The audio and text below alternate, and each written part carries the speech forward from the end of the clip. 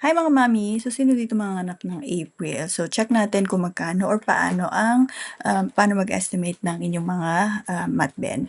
So, I'm using SSS Maternity Benefits Calculator.com, and then kung gusto mong mag-self-compute, punta ka lang din dito sa site and then follow the steps lang. So, yung step number 1 natin, kailangan alam niyo yung member type nyo. So, i-select nyo lang kung anong member type nyo. So, let's say for example, voluntary member, since ito yung karamihang nag-ask sa akin. But if you are under other category, then select nyo lang kung anong category kayo.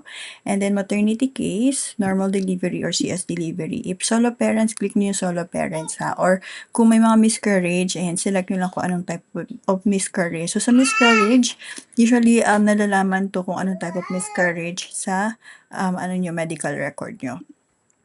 And then for expected due date, ayan, so lagay natin April.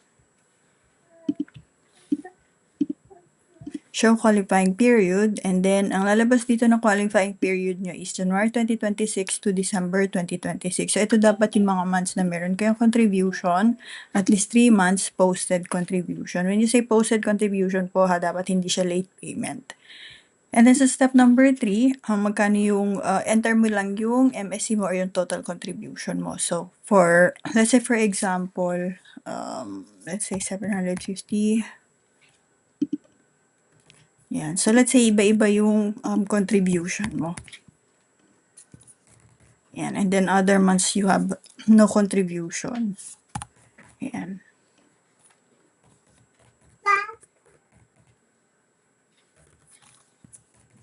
So, kung ano yung contribution nyo on the month of qualifying months, yun po yung ilalagay nyo ha. And then, click calculate lang.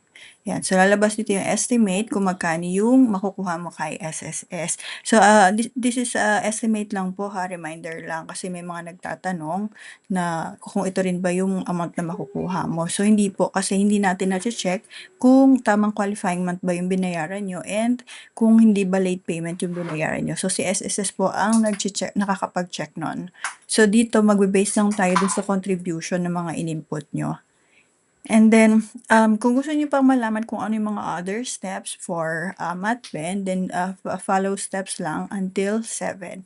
So, sa step number 4, chine-check lang dito kung may mga months ka pa na pwedeng hulugan or may mga missing months ka. So, dito, makikita mo, status within deadline. Ibig sabihin, pwede mo pa siyang mahulugan. So, let's say, ayan. Pero kung nakita mo naka-red to, ibig sabihin, due or past na siya. Hindi mo na siya pwedeng balikan or pwedeng hulugan. Or kung mahulugan mo man siya, ano na siya, considered late payment na. So, ayan. And then, step number 5, yung sa Mat 1, check natin kung nakapag-file na kayo. Kung halimbawa hindi pa, ito yung next na gagawin nyo. Ayan. So,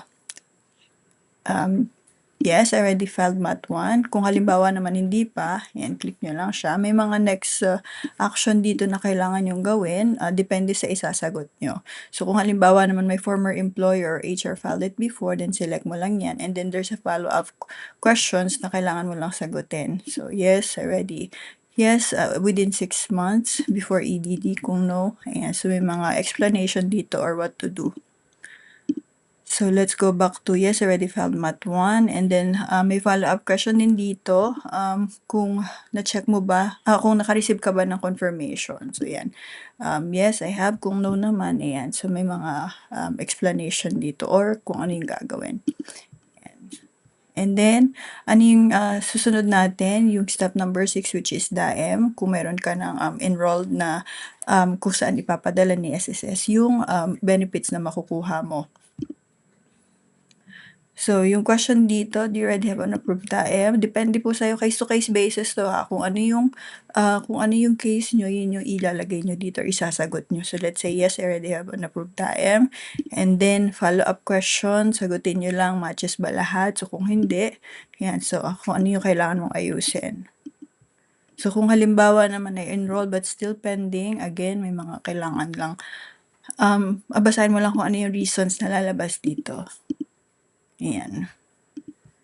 And then, Sa step number 7, this is yung MAT2 filing na. Pero ito kasi is checklist lang since pina-file po ang MAT2 after nyo ng mga anak. Ayan, so ito yung mga requirements.